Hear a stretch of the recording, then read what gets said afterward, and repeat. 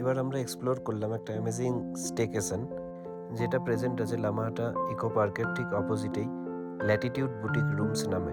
এখানে একটা প্রাইভেট রুমে ছিলাম আমরা, যেটার নাম হচ্ছে কিংস প্যারাডাইস, যেখান থেকে কাঞ্চনজঙ্ঘার প্রপার ভিউ আর তার সাথে জাকুজিও আছে। রুমটাতে হোম থিয়েটারের সাথে 55 ইঞ্চের এলইডি টিভিও রয়েছে।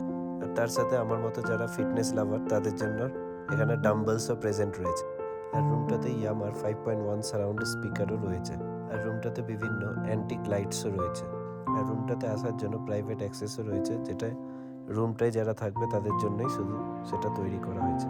আর রুমটার সাথে রয়েছে সেলফি জোন একটা, যেটা রুমের সাথেই অ্যাটাচ ব্যালকনি বা রুফ হিসাবে জয়েন রয়েছে।